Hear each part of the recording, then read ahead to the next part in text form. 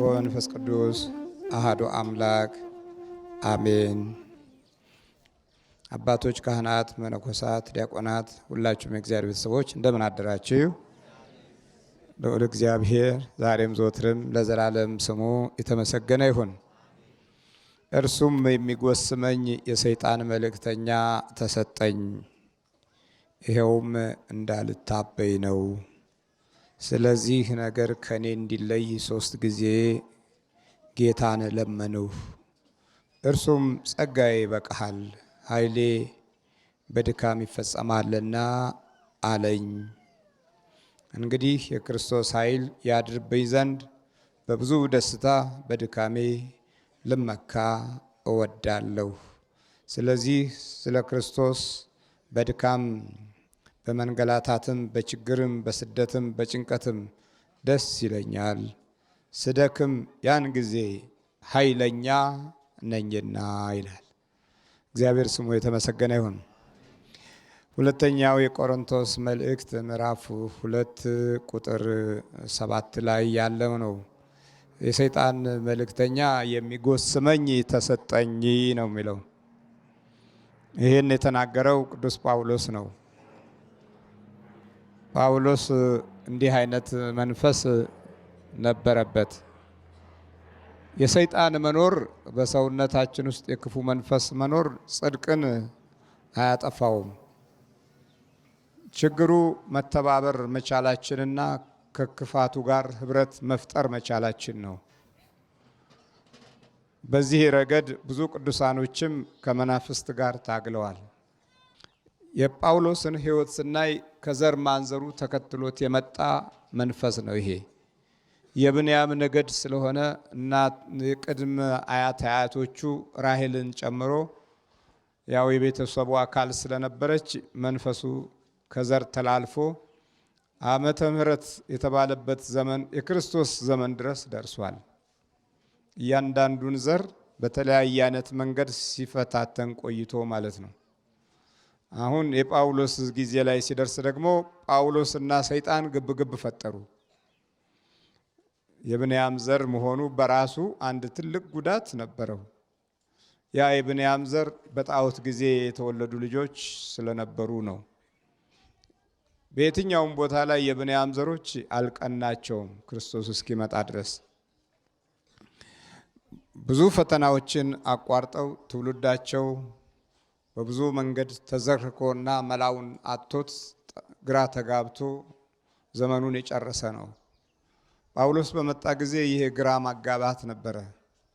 ጊዜና ወቅቱ አመቺ ሆኖ ስለተገኘ የፈሪሳውያኖች ሁሉ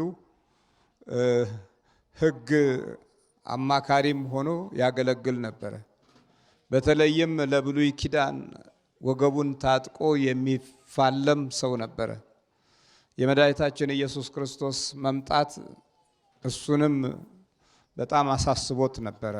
ከዛም በላይ ደግሞ ሐዋርያቶች የክርስቶስ ተከታይ ሆነው እንደ አዲስ ክርስቶስ ከሞተ በኋላ ስራ መጀመራቸው ከሚገባ በላይ ጳውሎስን በቁጭትና በጠብ አነሳስቶት ነበር። ስለዚህ ሐዋርያት ስራቸውን እንዲያቆሙ ከታላቁ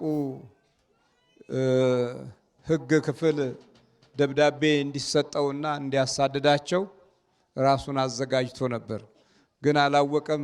እርሱ ራሱ በክፉ መንፈስ እጅ ውስጥ ነበር። ዘሩ ራሱ ክፉ የመንፈስ ዘር ነበር። ያወቀው ወደ ክርስቶስ ሲመለስ ነው። ከዛ በኋላ 3 ጊዜ ጸልዮ 3 ጊዜም ሱባኤ ቆጥሮ ግን ኃይሌ በድካም ይፈጸማል አለው እንጂ ሰይጣኑ አልወጣም ነበር።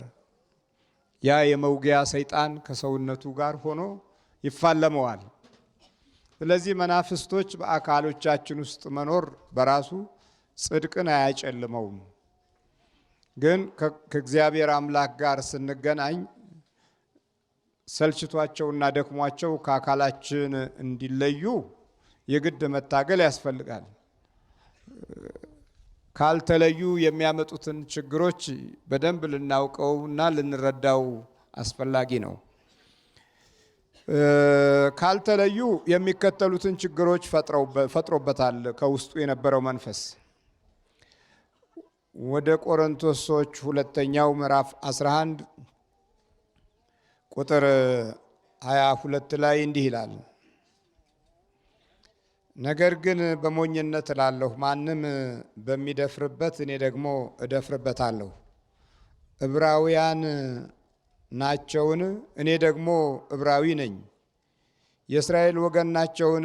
እኔ ደግሞ የአብርሃም ወገን ነኝ።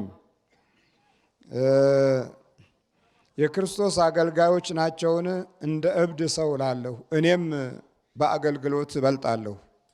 በድካም አብዝቼ፣ በመገረፍ አብዝቼ፣ በመታሰር አትርፌ፣ በመሞት ብዙ ጊዜ ሆንሁ አለ። ያ መንፈስ ይሄን ያህል ስራ ይሰራል ማለት ነው። በመገረፍ አብዝቼ ተገረፍኳል፣ በመታሰርም አብዝቼ ከሌሎች ሐዋርያት የበለጠ እኔ ታሰርኳል። እንዲሁ አይደለምና መናፍስትን በደንብ መረጃ የምናገኝበት ህይወት ልክ ስንመለስ ነው። ሐዋርያትን እያሳደደ በነበረበት ጊዜ መድኃኒታችን ኢየሱስ ክርስቶስ ተገልጦ በምብራቅ ብርሃን መታው። በዛን ጊዜ ማነህ እኔን እንደዚህ የጣልከኝ ብሎ ሲናገር እኔ የናዝሬቱ ኢየሱስ ክርስቶስ ነኝ፣ ለምን ታሳድደኛለህ አለው። ሐዋርያትን ነው የሚያሳድደው። ጌታ የሚናገረው ግን ስለ ራሱ ነው። ይሄ እንዴት ድንቅ ፍቅር ነው! ሐዋርያትን የምታሳድደው ማሳደድ እኔን የማሳደድ አካል ነው። እኔን ታሳድደኛለህ አለና እንግዲያው ምን ላደርግ ትወዳለህ? አይኑ ተይዞ ታውሮ ነበረና ሐዋርያትን ሄዶ ለማጥቃት አይኑ ታወረ። ይሄ የታወረበትን መንገድ በምን በኩል ብርሃኑ እንደሚመጣ እግዚአብሔር አምላክን ሲጠይቅ ምን ላደርግ ትወዳለህ እንግዲህ አለ። ሂድ የምታደርገውን ሐናንያ የሚባል ሊቀ ካህን ይነግርሃል አለው። እየተመራ ሄደ። እያየ ሄዶ ወደቀ። ሲነሳ አይኑ ታውሯል።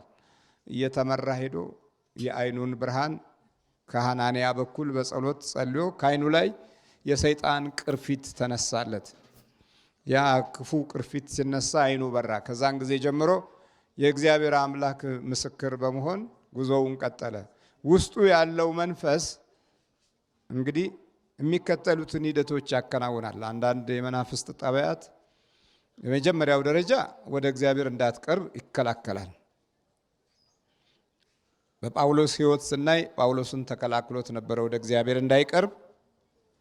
ግን የእግዚአብሔር ስራ በመምረጡና በበጎነቱ ጳውሎስን በኃይል ጠራው። ሲጠራው አሁን በጥሪ ውስጥ አብሮ አለ።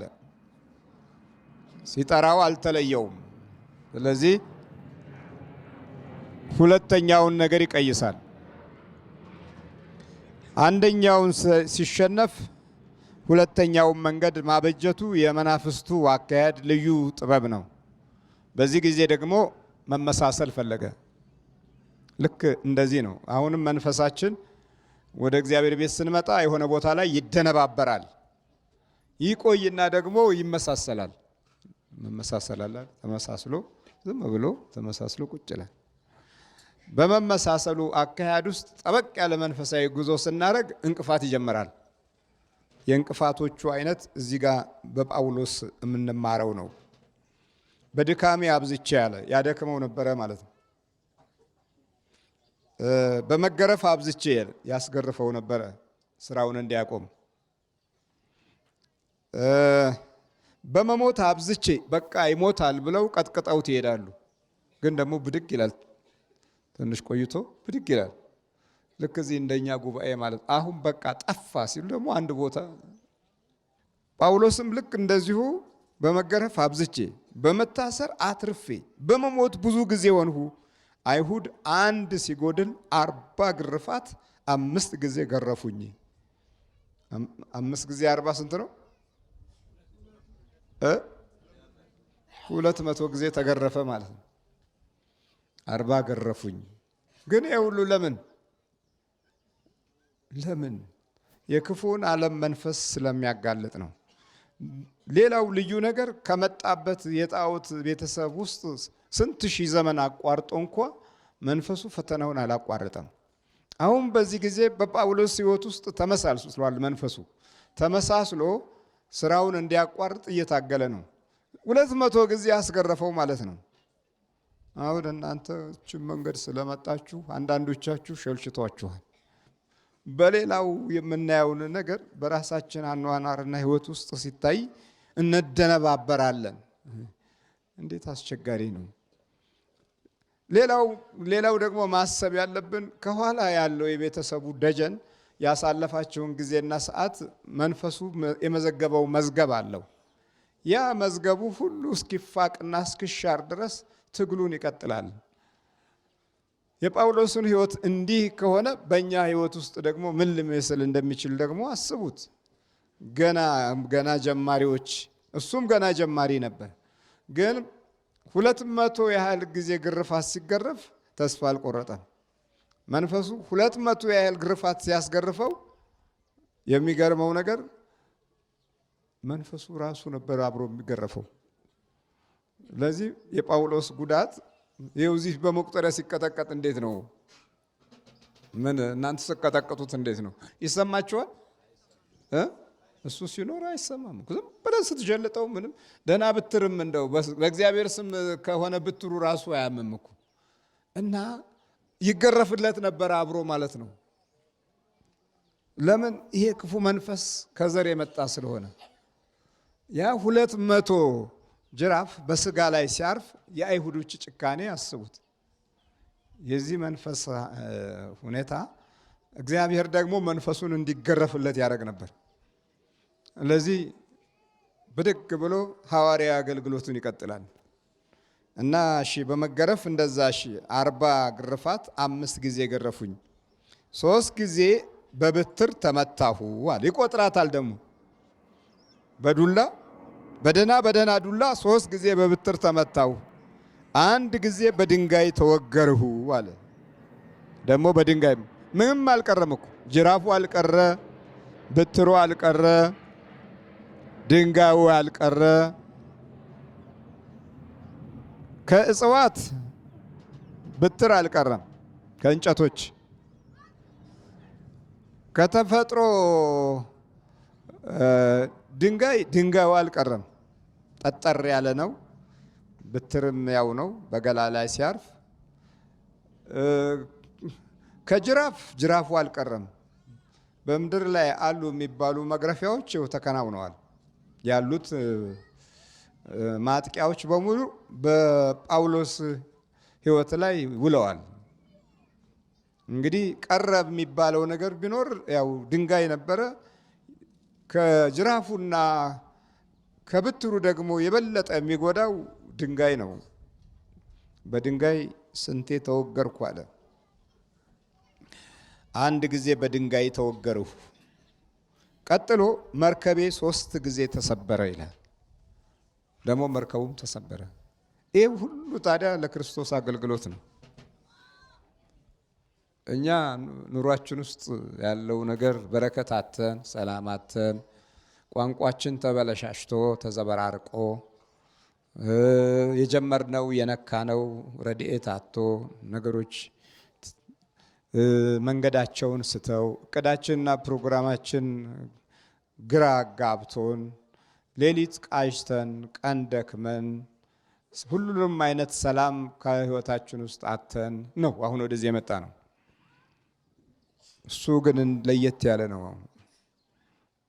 እንዲህ ነው የሚለው መርከቤ 3 ጊዜ ተሰበረ ያለ።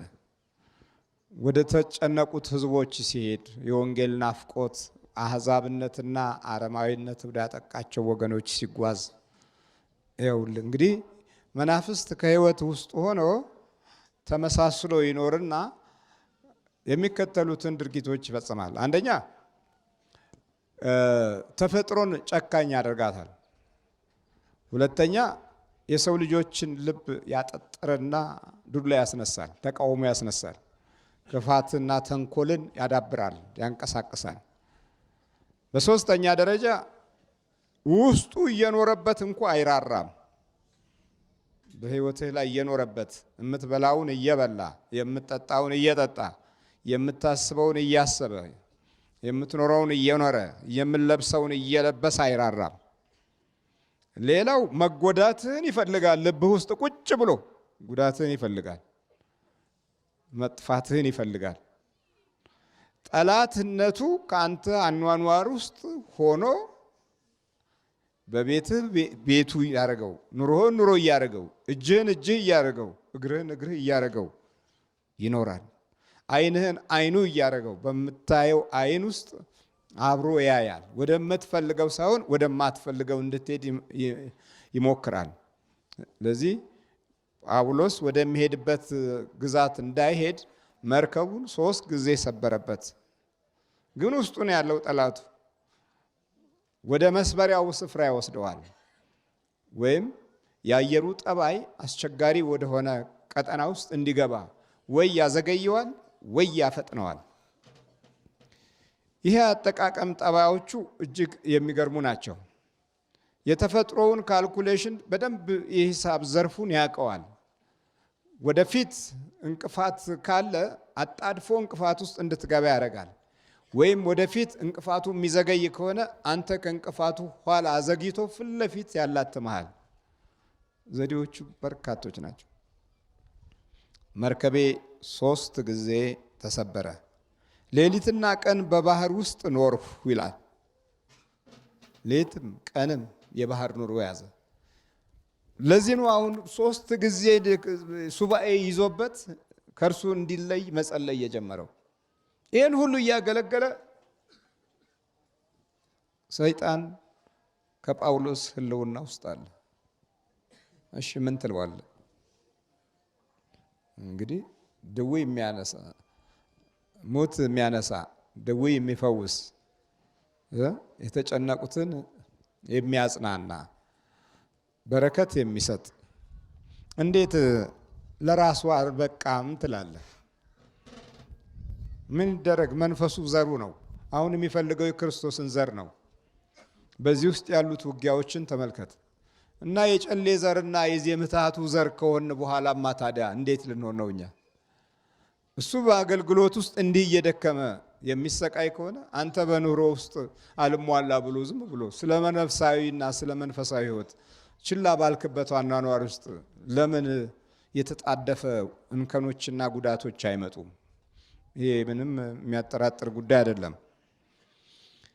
እና በባህሩ ውስጥ ቀንና ሌሊት ኖሩ። ብዙ ጊዜ በመንገድ ሄዱ። በወንዝ ፍርሃት ነበረብኝ፣ በወንበዴዎችም ፍርሃት ነበረብኝ፣ በወገኔም በኩል ፍርሃት ነበረብኝ፣ በአሕዛብም በኩል ፍርሃት ነበረብኝ አለ። ይኸው ስንቱ ያስፈራራሃል። መንፈሳዊ ስትሆን ልክ እንደዚህ ነው የሚያስፈራራ አበዛዙ። የጠላትህ ዘመቻ አንደኛው ይሄ ነው። ከውስጥም ሲዘምት ይህንኑ በመሰለ ገጽታ ውስጥ ነው የሚዘምተው። ፍርሃት፣ በመንገድ ፍርሃት፣ በወንዝ ፍርሃት፣ እንደገና ደግሞ በአይሁዶች ዘንድ ፍርሃት፣ ራሱ በወገኖቼ አለ ፍርሃት። ልክ መጸለይ ሲጀምሩ ዘመዶቻችሁ በጣም ይርቋችኋል፣ ይጠሏችኋል፣ ማየት አይፈልጉም። የመንፈስ አንድነት የላችሁም። ጳውሎስ ያለው መንፈስ የመንፈስ አንድነትን ይፈልጋል። ጳውሎስን አሰልችቶ ወደ ዓለም መመለስ፣ አካሄዱንና የወደፊት ዓላማና ግቡን ማጨንገፍ፣ ማሰልቸት፣ በተለያየ አይነት ፍርሃት ልቡን መረበሽ፣ በተፈጥሮውም ሆነ በሰው ሰራሽ ችግሮች ሕይወቱን ማድከም፣ መዛል እንዲመጣ የአእምሮቹን መንገዶች እግዚአብሔርን የሚያገለግልበትን ጉልበትና አቅም ማዳከም። ይሄ እንግዲህ በጳውሎስ ይህን ያህል ዘመቻ ካረገ እኔ እናንተ ገና ክርስትናን ገና በተስፋ ውስጥ ስለ እግዚአብሔር መንግስት አይደለም ገና በረከት አግኝተን ደግ ነገር ሰርተን ጊዜ አግኝተን መልካም ነገር አድርገን የመንግስቱ ልጆች እንሆናለን። ገና ንስሐ ገብተን ቅዱስ ቁርባን ገና ወስደን ገና ስለዚህ ወደ በረከት ገና ልንገባለን ብለን ለምንለው ምን ያህል ነው? የእግዚአብሔር ምሕረትና ቸርነት ካልታከለበት ይሄን ያህል በእግዚአብሔር አምላክ ሰዎች ላይ የሚያደርገው ፈተና ይሄን ያህል ከሆነ ሌላው ምን ሊመስል እንደሚችል መገመት ነው። ስለዚህ በወገኔ በኩል ፍርሃት፣ በከተማ ፍርሃት፣ በምድረ በዳ ፍርሃት፣ በባህር ፍርሃት፣ በውሸተኞች ወንድሞች በኩልም ፍርሃት ነበረብኝ። በድካምና በጥረት ብዙ ጊዜ እንቅልፍ በማጣት በራብና በጥም ብዙ ጊዜ በመጦም በብርድና በራቁትነትም ነበርሁ። የቀረውን ነገር ሳልቆጥር ዕለት ዕለት የሚከብደኝ የቤተ ክርስቲያናት ሁሉ ሐሳብ ነው። እኔ በጣም የሚከብደኛ ነው አለ። በቃ የቤተ ክርስቲያናት ጉዳይ ነው አለ። ዛሬ እንደዚህ አይነት የሚያስቡ ሰዎች የሉም። የሚገርመው እንደዚህ በመሰብሰባችሁና በመጠመቃችሁ አባቶች ሆነው አይናቸው ደም የሚለብሳሉ። አባቶች ሆነው እኮ ዓላማቸው ምን እንደሆነ ግራ የሚያጋባ ነው። አንዲት ቤተ ክርስቲያን እያልን በአንዲት ቤተ ክርስቲያን መንፈሳዊ ዓላማ እያሉም ራሳቸውም እየኖሩበት በቃሉ እየኖሩበት ቃሉን እየተናገሩት ግን ከኛ በላይ ላሳር በሚሆንበት ጊዜ ሌላውን የሌላውን አገልግሎት አስተዋጽኦና መንፈሳዊ ምሪት ከኛ አልፎ በመሄዱ ብለው ደማቸው የሚፈላ ብዙ ናቸው። ምንም የቤተ ክርስቲያናት ወይም የአብያተ ክርስቲያናት ችግር የማይገባቸው የማይረዱ የሌላው ጭንቀት ጭንቀታቸው ያልሆነ የሌላው ችግር ችግራቸው ያልሆነ ጳውሎስ ይህ ሁሉ መከራ እየገጠመው ሲናገር እንዲህ አለ። የቀረውን ነገር ሳልቆጥር ዕለት ዕለት የሚከብደኝ የአብያተ ክርስቲያናት ሁሉ ሐሳብ ነው። የሚደክም ማን ነው? እኔም አልደክምምን? የሚሰናከል ማን ነው? እኔም አልናደድምን? አለ። ከሁሉ በፊት የሚከብደኝ የአብያተ ክርስቲያናት ጉዳይ የወደፊቱ ዘለቄታዋ ምን እንደሚመስል በክርስቲያኖች ሕይወት ውስጥ ያለው የክፉ የአሕዛብ ጥቃት እንዲሁም ደግሞ ጥንካሬያቸውና ብርታታቸው በሐዋርያት ውስጥ የነበረው መፈራራትና የአገልግሎት ላይ ያለው ሽሽት እነዚህ ሁሉ የሚከብዱ ናቸዋል። ዱላው አልከበደኝም አለ። ድንጋዩም እነዚህ ፍርሃቶች ዙሪያውን አሉብኝ። ወደ ከተማም ቢሄድ ይፈራል፣ ከከተማም ቢወጣ ይፈራል። ሐሰተኛ ወንድሞችም አሉ፣ ሐሰት እየተናገሩ አካሄዱን የሚያሰናክሉና የሚያዛቡ የሐሰት ልጆች ሐሰተኛ ወንድሞችም አሉ። በእነሱም በኩል ፍርሃት አለብኝ። እነዚህን ሁሉ ተቋቁሞ ታዲያ በየጊዜው ችግር የሚፈጥርበትን መንፈስ ከእርሱ እንዲለይ አሁን ሁለተኛው ቆሮንቶስ 11 ላይ ነበር እነዚህ ፍርሃቶቹ ያሉት። ሁለተኛው ቆሮንቶስ ምዕራፍ 12 ላይ ከኔ እንዲለይ ሰይጣን 3 ጊዜ ጸለይሁ አለ። ይህን ሁሉ ችግር ያመጣበትን አስቡ እንግዲህ። ሁሉም አይነት ነው ችግሮቹ። እንዲሁ በተፈጥሮ የተቀመጠ ሰው በቤት የሚኖር ሰው አንድ ዝም ብሎ የሚኖር ሰው ፍርሃቶቹ በጣም የተወሰኑ ናቸው። የጳውሎስ ፍርሃት ግን ሁለገብ ነው። አንድም ቦታ ላይ የነጻነት እድል አላገኘም እና በየመንገዱ በሄደበት ችግር የሚፈጥርበትን ጠላት ከእርሱ እንዲለይ 3 ጊዜ ጸለይኩ። የሰይጣን መውጊያ ፈተና አለብኛል። እሱ እንዲለይ ነው የጸለይኩት። በኋላ ጸጋዬ ይበቃሃል አለው፣ ኃይሌ በድካም ይፈጸማል። እንግዲህ የክርስቶስ ኃይል ያድርብኝ ዘንድ በብዙ ደስታ በድካሜ ልመካ እወዳለሁ።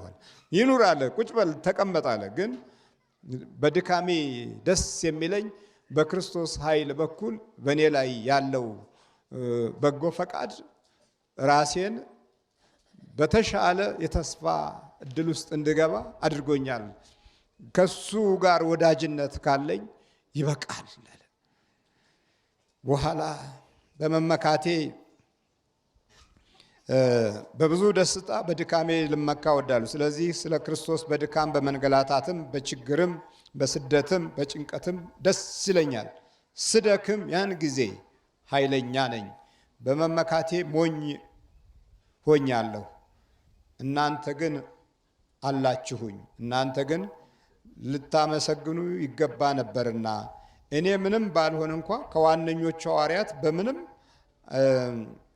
አልጎድልምና በእርግጥ የሐዋርያት ምልክት በመካከላችሁ በምልክትና በድንቅ ነገር በተአምራትም በሁሉ ትዕግስት ተደረገ ይልና የእግዚአብሔርን ድንቅ ሥራ በመስራት የክፉን ኃይል እንዴት እንዳሸነፈው ይገልጽልናል ማለት ነው። ዛሬ እንግዲህ በጳውሎስ ሕይወት ውስጥ ይሄን ያህል ችግር ካለ በእኔና በእናንተ ደግሞ የተለያየ የቤተሰብ የመናፍስት ውዝግብ አኗኗራችንና እድላችን ውስጥ ገብቶ በሚፈጥራቸው ችግሮች ላይ ያለን ትኩረት ምን ሊመስል እንደሚችል ለማገናዘብ እንድንችል ነው።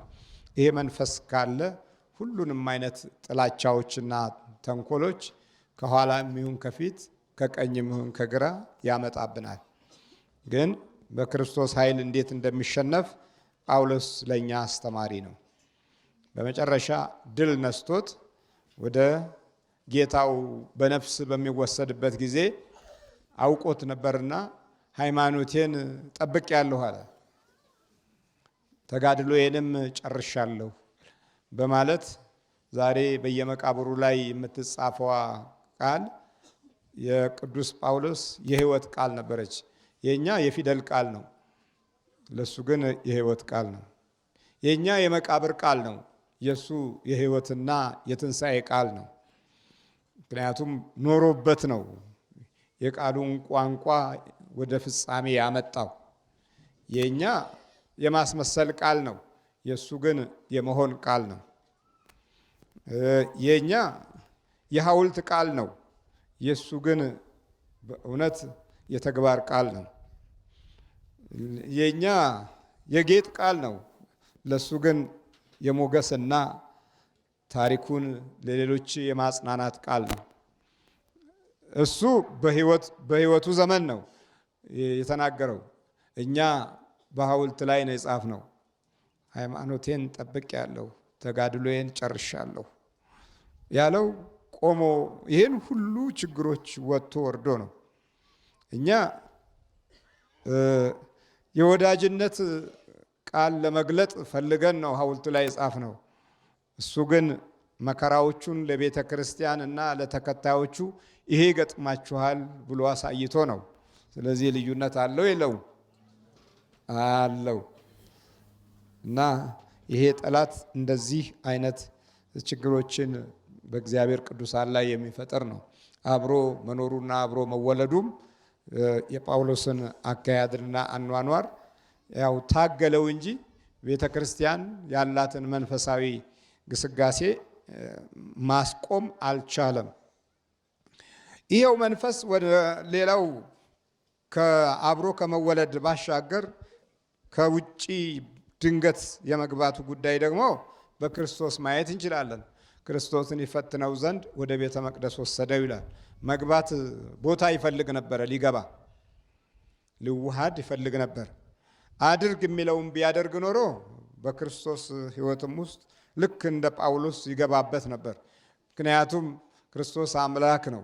ሆኖም ግን መፈተኑ ግን አልቀረም። በዲያብሎስ ይፈተን ዘንድ የመጀመሪያው ፈተና ከሰዎች ፈተና ይልቅ የዲያብሎስ ፈተና ነው የቀደመው። የእግዚአብሔር ልጅነትን በማወቅ የመጀመሪያው ተናጋሪ ሰይጣን ነው። አንተ የእግዚአብሔር ልጅ ከሆነ ይህን ድንጋይ እንጀራ እንዲሆን በላለው። ገና ለገና የእግዚአብሔር ልጅ ይመጣል ብሎ እንዴት እንደሚጠነቀቅ በዓለም ውስጥ ዞሮ ሁሉንም ሰው ካየ በኋላ አንድ ሰው ተወልዷል። ይሄ ሰው ገና ልቡን አላወቀው። ጳውሎስን ልቡን አውቆታል። ስለዚህ ውስጡ አለ። የብንያም ዘር ነዋ። የብንያም ዘር በጣዖት የተወለደ ዘር ነው።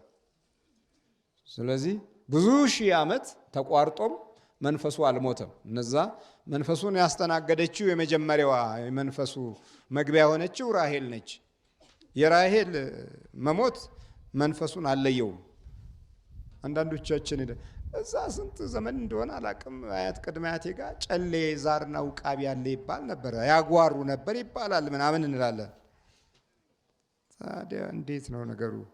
አብሮ ሞተ እንደ ኢየሱስ የመንፈሱስ ቀብር የት ነው ያለው? እነሱ ሞቱ። እሺ መንፈሱ የት ነው የተቀበረው? ስልቱን ለውጦ አንተ ልብ ውስጥ ቁጭ ብሏል። ለዘመናት ተመሳስሏል። እነዛ ላይ ያጓርቷል፣ አንተ ግን አያጓራም። እንደ ዘመኑ ይሰራል። እንደ ዘመኑ መለወጥ ነው። ከዲያብሎስ አሰራር ውስጥ አንደኛውና ትልቁ እንደ ዘመኑ መምሰል ነው። እንደ ጊዜው መለወጥ ነው። እንኳን እንደ ጊዜው አይደለም፣ እያንዳንዷ ደቂቃና ሰዓትም የባህሪ ለውጥን የምታስከትል ናት። መለወጥ ነው። ቶሎ መለወጥ ባሳለፍነው ዘመን ውስጥ ከትልልቅ ምሁራኖች የሚነገረው ነገር አንዱ የለውጥ አብዮት ነው። ለውጥ ይባላል። ሁልጊዜ ለውጥ ነው። ተማሪዎች ለውጥ፣ የህዝቡ ጥያቄ ለውጥ፣ የሀገሩ ጥያቄ ለውጥ፣ የምሁራኑ ጥያቄ ለውጥ ነው። ልክ ነው። ዲያብሎስ አሰራሩ ልክ እንደዚህ ነው። ለውጥ ነው። ሀሳቡ ሁሉ ለውጥ ነው። የማቴሪያል መለወጥ ሳይሆን በማቴሪያሉ ለውጥ ውስጥ ያለውን ሂደት ባህሪን መቀየር መቻሉ ነው። በፈረስ መጋለብ ቀርቶ በመኪና ተጉዘሃል። ጥሩ ነው። ይሄ ችግር የለም። በጸሎት በአየር ላይ የሄዱ የነበሩ አባቶች ጥቂቶች ነበሩ። አሁን ሁሉም ሰው በአይሮፕላን በአየር ላይ ይሄዳል። ይሄ ጥሩ ነው። ይሄ የስራ ለውጥ ነው። ግን ትልቁ አደጋ ግን በሃይማኖትህና በእምነትህ ላይ የምታገኘውን መንፈሳዊ ተስፋና ጥበቃ ዘንግተህ መኖርህ ነው። ለስጋ ኖረህ ብትሞት ዲያብሎስ ስራዎቹን አከናወነ ማለት ነው። የነፍስህን ኃይል የዘላለም ህይወትህ ላይ ያለው ቁስል እና አደጋ እየጨመረ መጥቶ ወደ ገሃነም አብሮ መጓዙ ላይ ነው። አልሞትም አትልም መቼም። እሺ እንደዚህ ከሆነ ደግሞ የለውጡ ሂደት በሞት ላይ መች ተለወጠ? ሞትን አልለወጥ ነው አል እንደነበረ ነው። ቴክኖሎጂያችን ቢበዛም ቢጨምርም የሞትን አገዛዝ የሚሽር ጉልበት አላገኘንም። መሪዎችም ይሞታሉ፣ ባለ ኢንዱስትሪ ባለቤቶችም ይሞታሉ፣ ሐኪሞችም ይሞታሉ፣ ዶክተሮችም ይሞታሉ፣ ፕሮፌሰሮችም ይሞታሉ፣ ሚኒስቴሮችም ይሞታሉ። ይሄ እንዳለ ይኖራል። እንዳለ በሚኖረው መካከል ግን ያለውን የውስጥ የህልውናን ጥቃት ልናገናዝበውና ልንረዳው የምንችለው በመንፈሳዊ ህይወት ላይ በነበረው ስንቆም ነው። የነበረውን ከተውነው፣ በለውጥ ምክንያት የነበረውን ከሻር ነው እኛም ሰላም ሳናገኝ በቃ የምንፈልገው ማቴሪያል ነው። ማቴሪያል ብቻ ሆነን ማቴሪያል አያድንም፣ ማቴሪያል ነፍስን አይመግብም፣ ማቴሪያል ውስጥህን አያስደስትም። ከውጭ ያለ ዕቃ ነው። ዕቃውን የምታንቀሳቅሰው አንተን መልሶ ዕቃ ያደርግሃል። እና ያኔ በአብዮቱ ዘመን ሰርቶ አደር ጋዜጣ ላይ የአንድ የምትነበብ ቃል ነበረች። ቲዎሪ በሰፊው ህዝብ ውስጥ ሲጸርጽ ቁስ አካላዊ ኃይል ይሆናል ይላል። እንግዲህ ቲዎሪ በሚሰርጽበት ጊዜ ማለት ምን ማለት ነው? ሰው ወደ ዕቃነት ይለወጣል ማለት ነው። ቁስ አካላዊ ኃይል ይሆናል ነው እኮ። ወደ ዕቃነት ትለወጣለህ ማለት ነው። ቲዎሪው የበለጠ ሲገባህ ዕቃ እየሆንክ ትመጣለህ ማለት ነው። ልክ ነው። እንደዛ ልክ እንደተባለው አሁን ዕቃ ሆነ። በቃ ዕቃ እኮ በቃ አለቀ። የሚንቀሳቀስ ዕቃ እንድንሆን የሚንቀሳቀስ ዕቃ እንድንሆን ነበረ ትግሉ። ሆነን የምንፈልገውም ይኸው ነው። አሁን አእምሯችን ማሰብ አይችልም። በመናፍስት ደነዘዘ። የእግዚአብሔር መከላከያ ኃይል አጣን፣ ተጨነቅን፣ ማስተዋላችንም ጠፋ። ለብዙ ዘመናት የምናስተውልበት አእምሮ ሞተ። 70 ዓመት የነበሩ ሽማግሌዎችን ከ60 ዓመት በፊት የነበረን ታሪክ ስጠይቃቸው አንድ ባንድ ከነቀኑ አይዘረዝሩልሃል። ከ60 ዓመት እና ከ80ው ከ90ው ዓመት የተወለድከው ግን የ10 ዓመትና የ5 ዓመቱን ነገር ተናገር ብትባል አታውቀውም። የለም እንኳን እሱን ትላንት ራት ምን ነበር የበላው እዚህ ጋር ብል አንዱን አልበላሁ ነው የሚለኝ፣ ግን በልቶ ነው ያደረው። በቃ ያው የተባለው ነገር ደረሰ። ሲወሪ ሲጸርስ እቃነታችን ጨመረ። ለምን እንደዚህ ሆን? መናፍስቱ አጋጣሚዎችን ሁሉ አገኘ። በጸሎት አልተቋቋምነውም፣ በመልካም ልብ አልኖርንም፣ ህሊናችን በጎ አላሰበም፣ የቅንነት መንፈስ አላደረብንም፣ የመንፈስ ቅዱስ ኃይል አልመራንም። ስለዚህ መዘንጋት፣ መርሳት፣ መጨናነቅ፣ ተስፋ መቁረጥ፣ መቃዠት እንደዚህ ሆነና ከእቃውም ተለየን እና ጳውሎስ ይህን መንፈስ በአካል ባደረሰበት ችግር ሁሉ ተቋቁሞ እዚህ ደረጃ ላይ ደርሷል።